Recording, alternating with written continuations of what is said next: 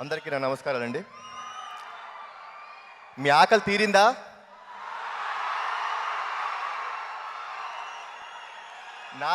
నాది నా తమ్ముడు ఆకలి తీరిందండి. మీరందరి మూలంగా ఆకలి తీర్చారు. గత 3 ఏళ్ళుగా ప్రతిరోజు ప్రతి సినిమాకి ప్రతిసారి నేను తమ్ముడు ఎప్పుడు కొడతాం,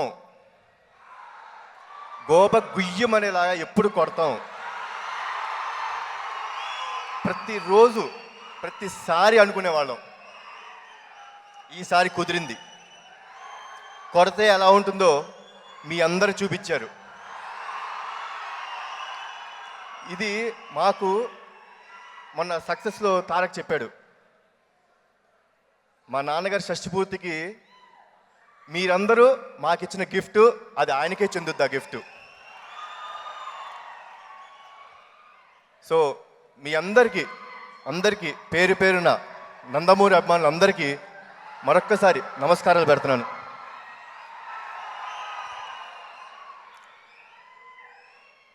ఈసారి ఇంత గొప్ప సక్సెస్ ఇచ్చిన మా శివగారికి సార్, నిజంగా మా నందమూరి ఫ్యాన్స్ ఆకలి, మా తమ్ముడు ఆకలి తీర్చేశారండి. మీరు ఎన్ని సంవత్సరాల నుంచి వెయిట్ చేస్తున్నారో నాకు తెలుసు.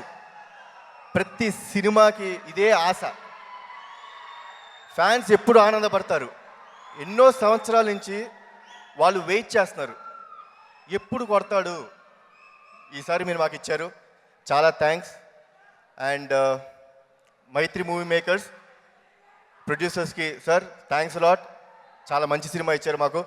And each and every technician and artist who has work for Janatha Garage, మీ అందరికీ నా నమస్కారాలండి. మీరందరూ లేకపోతే ఈ సినిమా అంత గొప్ప సినిమా అయ్యేది కాదు. So thanks one and all for supporting my brother. And నేను ఆడియో ఫంక్షన్కి ఇక్కడ లేనండి, చాలా బాధేసింది.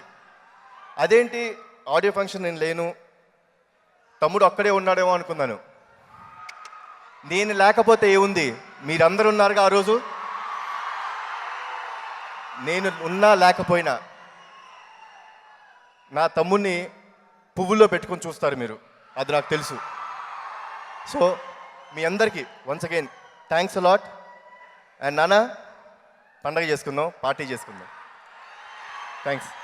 జై ఎన్టీఆర్. ఎందుకు ఇదంతా చేస్తున్నావు? ఏంటి నీ ప్లాన్?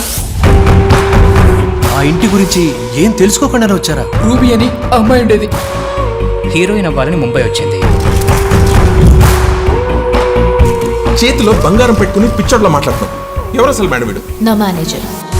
మీ ఆవిడికి దెయ్యం పట్టిందా హా? లేక మీ ఆవిడే దెయ్యమా?